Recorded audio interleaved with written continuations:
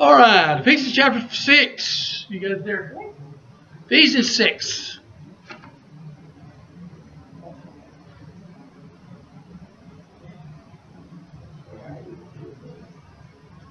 Ephesians is after Galatians, if that helps. Corinthians, how's that sound? First and 2 Corinthians, then Galatians, then Ephesians? I got it. There you go.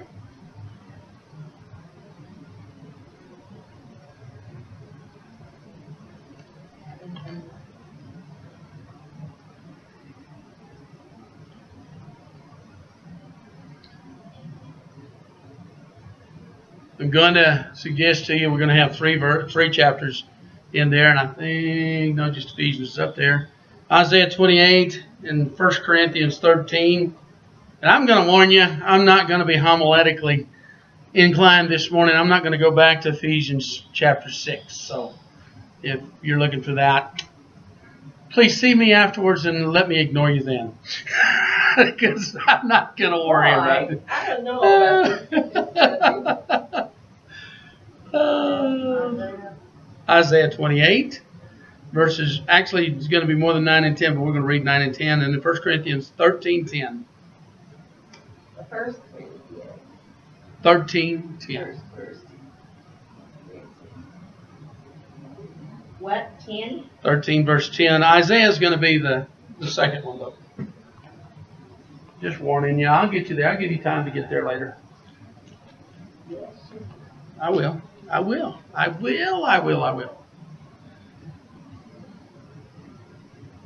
Beginning in verse 4, chapter Ephesians 6, 4. And ye fathers, provoke not your children to wrath, but bring them up in the nurture and the admonition of the Lord. Let me just make a quick comment, ye fathers. I don't think he's just talking about male parents. I think he's really speaking to parents. Those days and times, parents, fathers were the main parent, should be today as well. But nevertheless, it is a parental admonition. So let's go to the Lord in prayer. Let's all stand once again. I'm sorry. You'll just have to live with me today. Father, we do approach your throne, thanking you for this opportunity to share your word and to do the things you want us to do. I pray, Lord, that as we study this word and as we go through this process, that, Lord, you'd bless us, that you'd give us strength, that you'd encourage our hearts as we study this word. And, Lord, may we apply it and move on and use it in our lives, even though we may are children ourselves as well as parents. Lord, may we glean and gain from it. Bless this time together. May your Spirit fill us and be with us in Jesus' name. Amen. Amen. And again, you may be seated. The idea, especially of this passage, but the others as well, is that parents must plan the path of their children as much as possible. Now, I know about plans of all types. They always go astray, but we need to plan to guide our children on the right path, to become responsible, godly adults, being aware of their different stages of development. In other words, we don't treat a 5-year-old the same way we do a 17-year-old. There's a process. And I want to give you an example that reflects this biblical concept in our world, and that is our process through grade school, 1st grade through 12th grade, I'm suggesting. That in, or even kindergarten if you prefer to go back that far. But nevertheless, how they teach the 1st through 6th grades is different from the middle school, which is a transition into high school, where they teach at a different level. And then, of course, college is even entirely different from that. This passage of Scripture has some very interesting portions to it. It's made up of 3 parts. Fathers, provoke not, or don't frustrate your children, but instead physically demonstrate to them what they are to do, as well as teach by the word or admonition. The word that is translated nurture is the word that could be used, has been used for discipline or for physically showing someone how they do it. It's correction. We can use it, sometimes sometimes called partially. The Board of Education applied to the seat of knowledge, corporal punishment. But that's not all it includes. It also includes physically showing someone how to do something. For instance, if you want your child to learn how to be a carpenter, you got to show him how to nail a nail. And you can't just say, here's the hammer, here's the nail, nail it. He may be able to do it, but he's seen it somewhere. And if you take the nail, a hammer, and the nail, and a board, and say, start it and knock it in, and say, now you try it, that is this first word, nurture. The idea of that word is to lay a physical example beside a word example. Have you ever heard of a cattle chute? I grew up in ranching country, and they still, even to this day, I noticed that a couple of the bigger ranches have a roundup. Now, most of the time, ranches have their fences and so on and so forth, but even then, they have to have a gather, some sort of roundup, and they gather them and bring them to a big corral. Now, they gather the cattle there, and the corral can't hold all of the cattle, but it can hold many of them. And what they do in that process, it's a way of controlling the cattle on a ranch to direct them where they want to go. There are a real cattle chute is a narrow set of boards and fence posts or some sort of metal post and fencing that only allows one cow to come through. And what it allows is that rancher decide what to do with that particular cow. Now, there are three reasons to have a roundup. The first one is to brand and to cut or make steers of the young cattle. Now, if you want to know how to make a steer, we'll talk about that at another time, another place. I think everyone knows what I'm talking about.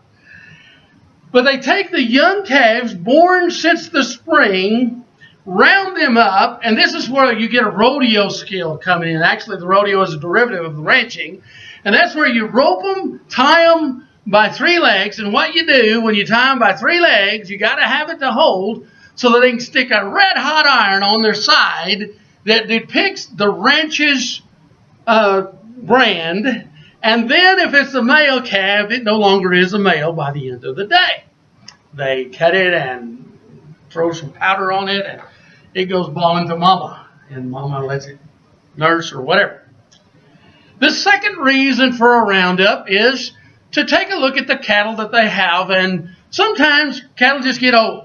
Okay, so they have to discern how old they are and whether they're able to bear any more calves and so on and so forth, because the profit of a ranch is how many cattle they have the year before.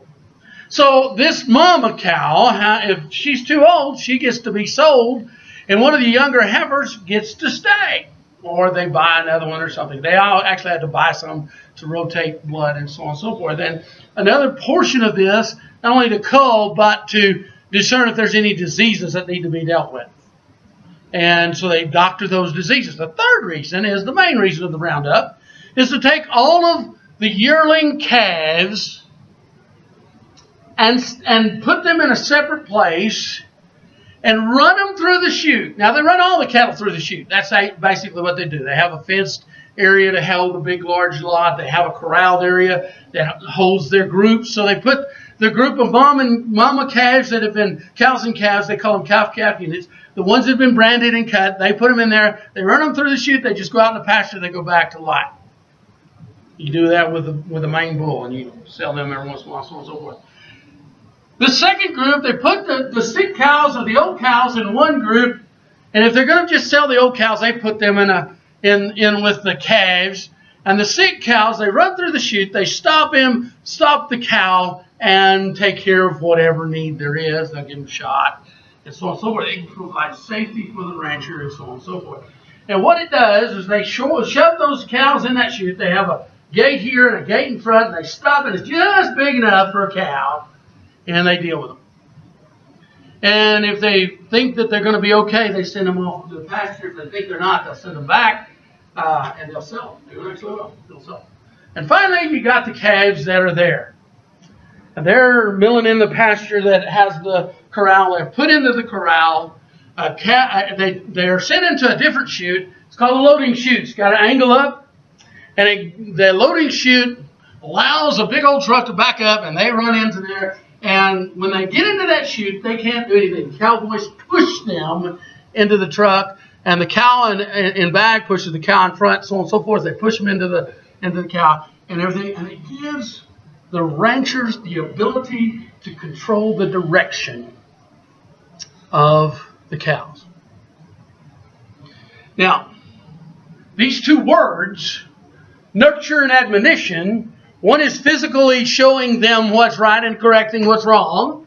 The other is teaching by word. They are like a cattle chute. They're not going to sell it. Parents aren't going to sell their children. Although there are times when they probably wish they could. Amen? But they're going to push. What we're doing here is we're looking to run these chutes so that they can grow to the next level. And that's by word and by demonstration that we're to do that. So we see, we need to understand that the children that we have, whether they're grandchildren, great-grandchildren, whatever they are, they need to have these two parallel teaching tools to let them go to the next level. And those two teaching tools, they need to be taught and shown the things of God. That's what this passage is talking about. Don't frustrate your children, fathers. Create a chute and give them a direction. That's the point. And when they're little bitty guys, man, when they're very young, this is very easy to do. They're wanting to learn. They're wanting to absorb. They're wanting to hear. Some of them have some issues, but we need to understand, we need to correct and act out what is right, as well as teach and share by word. You see, reaching and teaching these young people based upon our age and understanding still requires these two parallel lines. It's the basis of teaching children. Now, it changes how you operate, just like in the ranching illustration. Each cow or set of cattle has to be dealt with differently. The same way, each one of the ages of the children, when they get to be 5 or 6, they're at one point. By the time they're 12, they're at another point. And by the time they're 17, they're at an entirely different point altogether. So we need to understand, we need to lay a foundation of basic, concrete concepts so that kids at the age of, say, 5 can understand what's truth, what is honest, who is Jesus, who is God. Trying to make it as concrete as possible. Making God concrete is kind of hard, amen? But still, we can still do that. So we need to put these fences up based upon things like character-driven teaching, character-driven application, and example. The fact is, we need to run both teaching and living and showing by example, especially when they're very young. As a matter of fact, Isaiah speaks to this. Let's turn to Isaiah 28. We're going to read in Isaiah chapter 28. And our text is going to be found in verse 9. But I'm going to give you the background of it so that we can understand it a little, and then we'll go on. In chapter 28, verse 9, are you there? Everybody there? Close. I'll wait, because it's on 2 verses.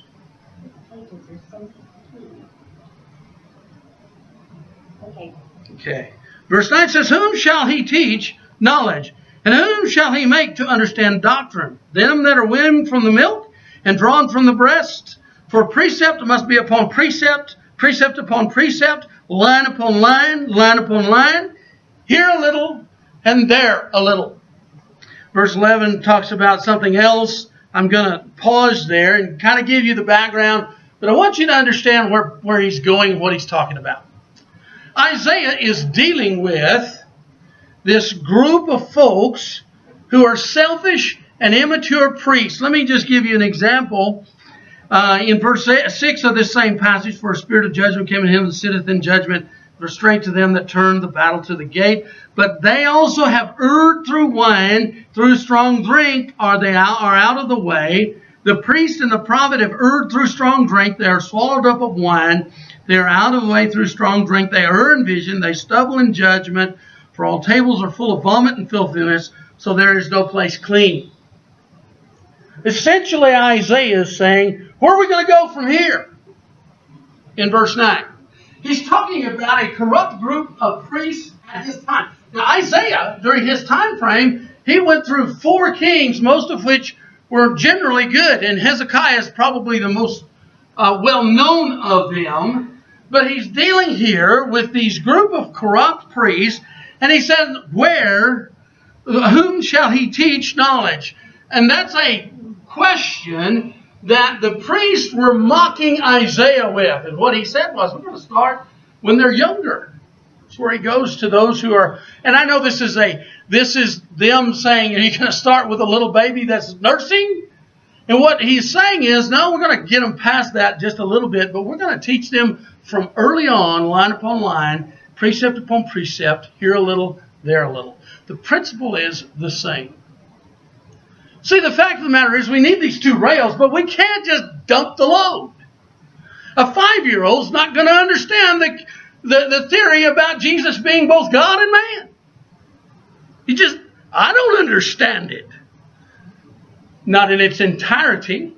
I know what the Bible says about it. I know about what some people have mentioned about it. I know some things in my own mind in meditation that I think about it. But the reality is, you're not going to teach a 5-year-old how Jesus is also God. You're just going to tell him that he is also God. But that he is there to reveal God to him. That's all he needs to know. See, the fact of the matter is, he is speaking to the need to teach those of the early years and tween years carefully. Precept upon precept, line upon line. This is why it's important to come to church. When you're building a building, you've got millions of nails. And if you miss a nail up in the roof, it's going to fall. Well, maybe not one, but if you miss several, it's sure enough going to fall. You create a weakness. If you miss a board, if you miss a subflooring or a flooring, let me tell you something. You need to be at church every time you can. Because you can learn one precept at a time. One line at a time. One thing at a time. And if you're building a building with brick, and you try to put the top row of brick in before the bottom row, you're going to fail. And that's what a lot of people do. They'll come here, they'll come on Easter, they'll come on Sunday and figure out they're going to build a house of God. No, sir. It's got to be built one step at a time. One precept, one concept. And I know I'm kind of preaching to the choir this morning, but it's important. We need to understand here a little, there a little, a small amount here, small amount there. Move a little further down the chute. The fact of the matter is, each child is taught a mastery of a single concept. Our schools today, they have a set curriculum that you have to teach from this point to this point. And if a kid gets caught back over here and misunderstands a point, and we don't stop and let him master it, by the time he gets to the end, he's so confused he doesn't know what he's going to do, because this is a foundational mastery. And we need to remember that our job is not to get through the material, but to master a concept. And I think that's important as adults, as teachers of our children. You see, when we get that concept mastered, he does or she does, we can set another brick beside it. And once that concept is mastered, that's what he's saying here. Here a little, there a little, precept upon precept, line upon line. Everything depends upon what you start with and each next step as you go. And you miss it, you miss a whole bunch. The fact of the matter is, we need to teach that concept till it's mastered, then move on. And guess what? The older they get, the more complex things get. But if they've got a good foundation, that complexity makes sense. I remember when I was in physics class in high school. I took physics way back in the dark ages before the computers. We were trying to discover what light was. Okay? Can you really tell me what light is other than flicking on the switch and seeing each other? Well, the fact of the matter is we had to discover several things along the way. They were conceptual. One of the first things we began to study was waves. How waves behave. Their frequency. And they taught me all that. There's modulation and all kinds of words, up and down, up and down, up and down, up and down. And we started with water, dropping a pebble in the water and seeing where the ripples go. The concept of knowing what a wave is vitally important to understand what a light wave is. It is both a wave and it has substance because gravity affects it. If you want to know the truth, that is Einstein's theory of relativity. That's what it's talking about. That it has both waves and substance. It's a wave. It's something. It's a tangible, not an intangible. Because his theory suggested that as waves went around an object that has gravity, it will bend. And the first after he proposed that particular thing, and even up into the moonshots, the fact of the matter is they tested that theory over and over again. And you know what? It turns out light bends when it goes around a planet. You know how they found out? One of the ways they found out was the eclipse of the sun. And they would watch for bending of the light, and they could detect a bending of light. Now, I don't know all the details. I'm not going to go any further than that. But I want you to understand, if you don't understand what a wave is, and you don't understand what substance is, you cannot understand what light is in that concept.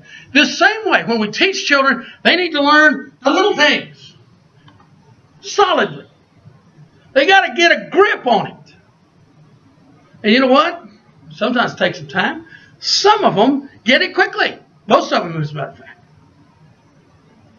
The fact of the matter is, the older they get, the more complication. And maybe there's a need for patience for them to get it. And sometimes to experience it when they get older.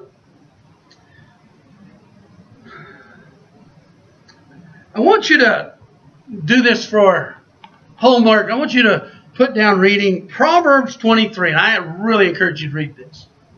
Proverbs 23, 15 through 26. It actually goes on to the end and it talks about this.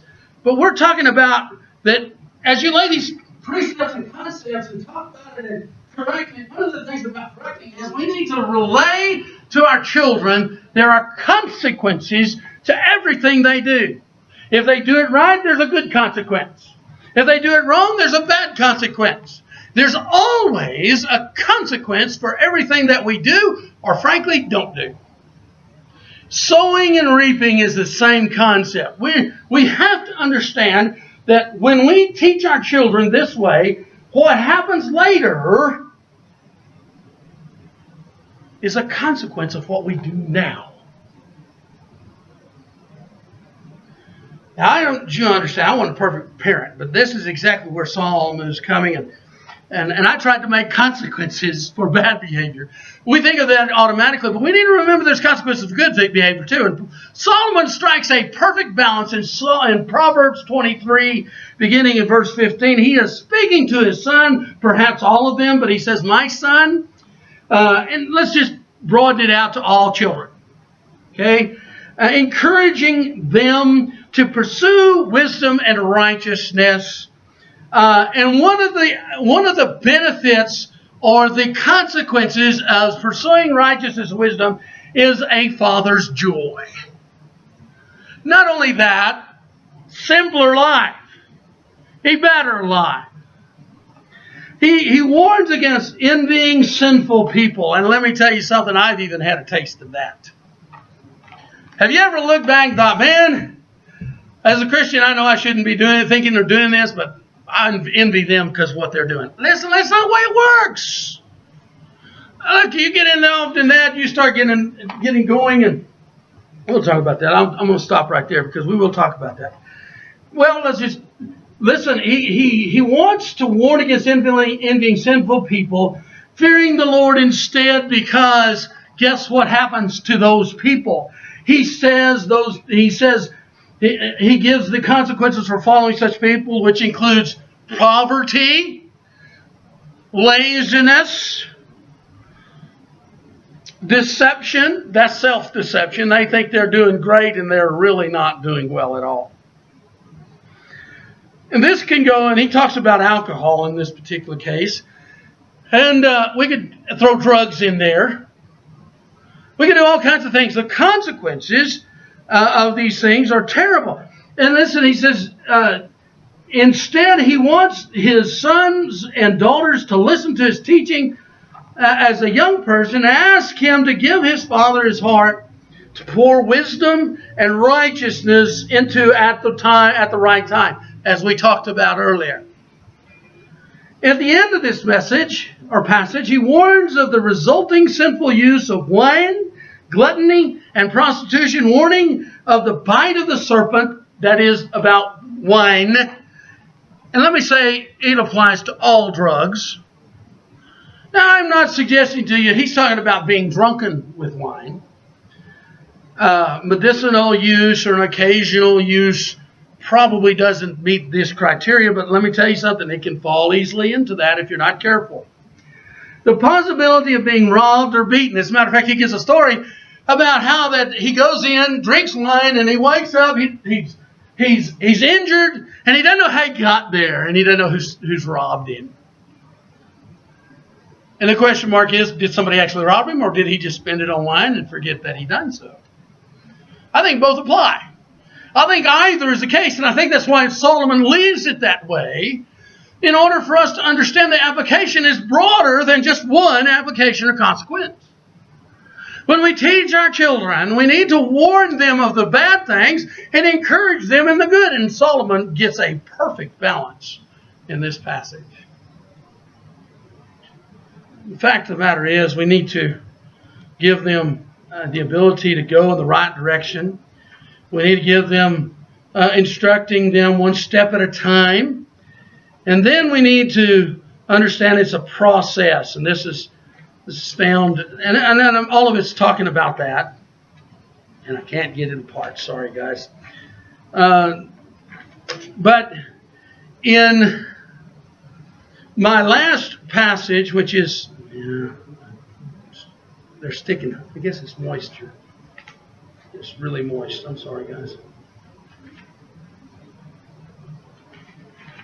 In 1 Corinthians 13, I want to talk to you about 1 Corinthians 13 just a minute. 1 Corinthians 13. First book past Romans, if you need that information.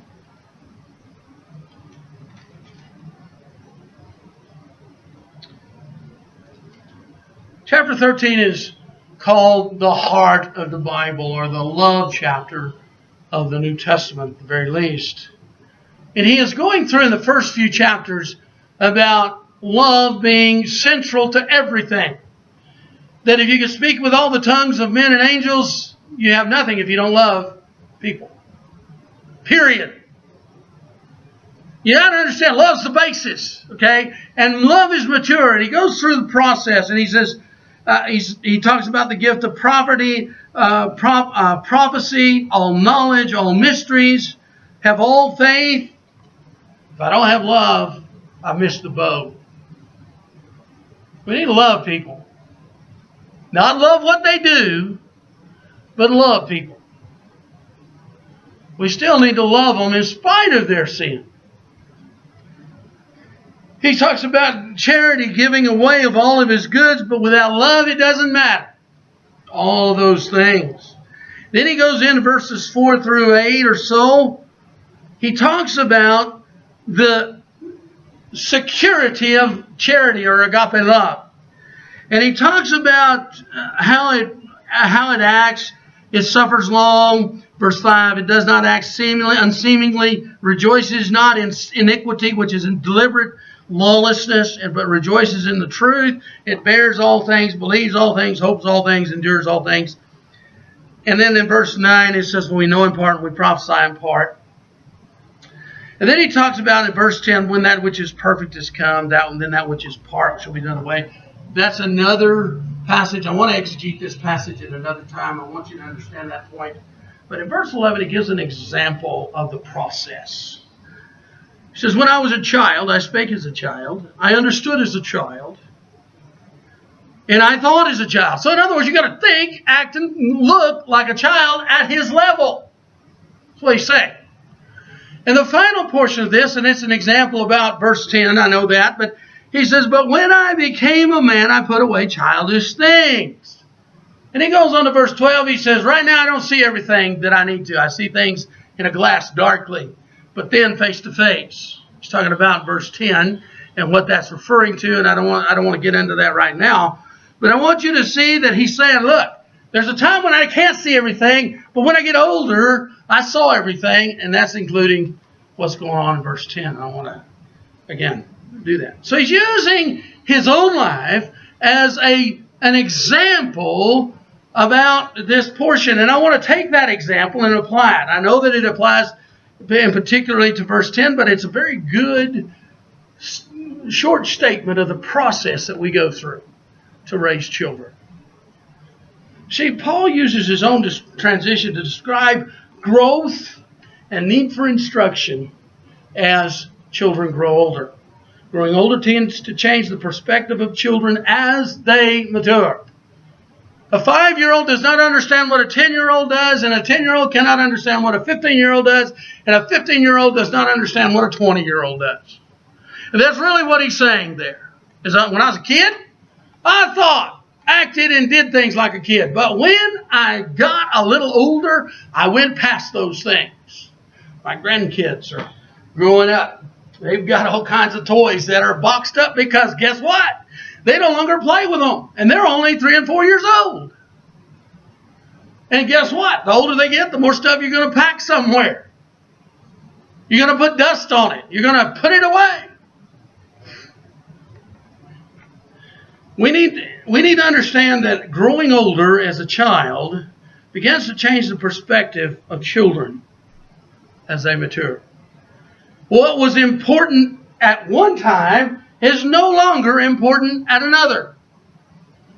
And we need to adjust as we go. We need to be able to adjust as we go as parents. But if they don't have the beginnings, if they don't have that first brick, they won't understand the second brick. And the second brick won't lead to the third brick because it'll confuse them. Now, sometimes you can skip 1 or 2 bricks and get by with it. But the reality is this, we need not make it a practice. Many times children today are just grown up and their parents work too long and they buy them presents instead of giving them their presents. We need to be aware that we're laying a brick by brick by brick by brick. That's what we're doing. We're putting in, if you want to talk about a stick-built house, we're putting in one board at a time with one nail and one precept at each nail, at each board, at each plate. We need to have an earlier foundation.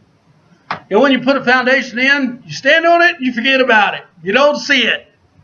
But it's vital. If there's no foundation of any kind, it goes. I'm going to tell you what right now. I know of some of the houses that I've seen in my lifetime. Some of them that were built on the dirt. Guess what? Most of them are pretty much down by now. We need to have a foundation of concepts and continue to build on them. Set solid consequences before they fall. I think sometimes people let their kids get to be teenagers thinking they'll correct them then, and then they get off into something that they oughtn't get off into, and they get into the consequences and they were unprepared.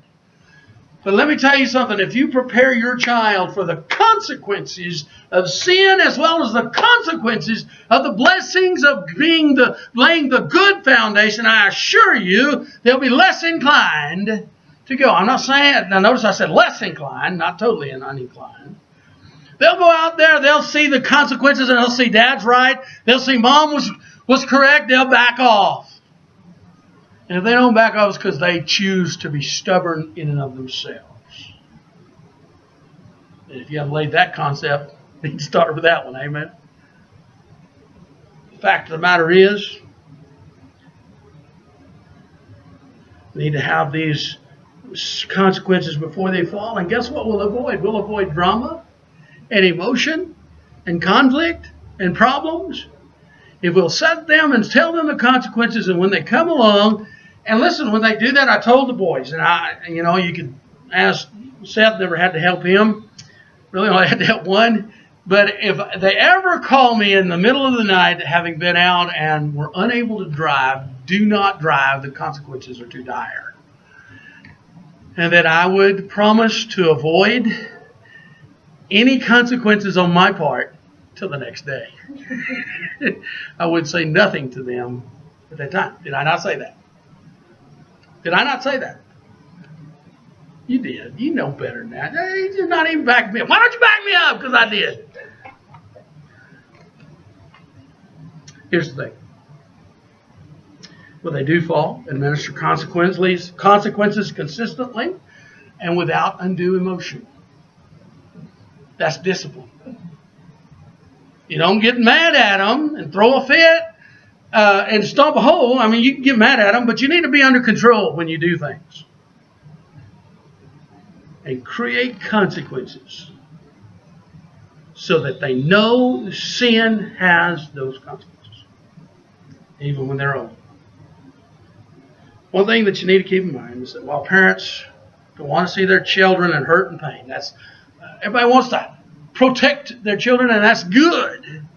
But sometimes letting the consequences happen teach more than us saying something or protecting them. See, they don't want their children hurt and pain, but they will face consequences for anything they do, good or bad, and they need to know that. They need to know that as a teaching, and they need to know that experientially. There's our shoot again. They need to know both. They need to understand that life has good consequences by sowing good seed. You start reading more, it's a good seed if the books are good. You start reading more and the books are less than honorable, I assure you in the end you're going to have some bad seed, bad results. You do whatever you do, no matter what it is, watching television, acting, doing things. I'm not talking about acting in a movie. I'm talking about acting things out. Whatever you do has to have a result. You reap it. That's the way it is. The fact of the matter is, we have to encourage them that life has good consequences for being honest and for being right and have good character and being honest to them about sin in their lives and what its results might be. I think it's a good thing. We never did it with our kids, but I think it's still a good thing. They start to begin 12 or 13 years old, take them a tour into the jail or somewhere where people are incarcerated because of their sin and iniquity, lawlessness. They need to see that if they push it too hard, that the local authorities will put them in jail. They need to see those consequences. But it also means that we need to lead them to understand that we're going to sin, we have sinned, we're going to continue to sin, and lead them to Calvary. And trusting Christ has the greatest sowing and reaping benefit. That is salvation and a relationship to God. That is the greatest seed we can plant in their lives. You see, we need to remember that His death was for our child, our children. and for us and for the people of our community. See, we need to commit ourselves to becoming parents, grandparents, etc., to be the guide of the children, that they may be solid, godly adults when it's over with. And put your heart into the hands of Christ, put their heart in the hands of Christ, and realize that Jesus has taken the penalty of sin. Not necessarily the problems we go through in life, but the penalty of sin is paid for.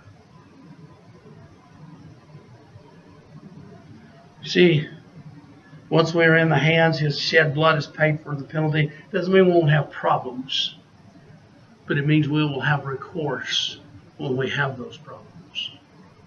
That when we face issues with our children, we will still have Him in our hearts and hopefully in their hearts. And while there may be conflict and separation temporarily, eventually there's reconciliation, and that is a picture of the gospel. Let me tell you, some children are needing Christ.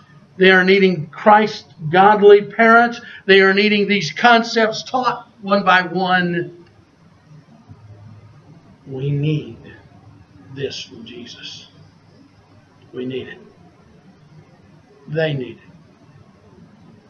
We need to be aware of it. Are you ready to the challenge? Are you ready to do those things? Are you ready? Amen. Let's stand together.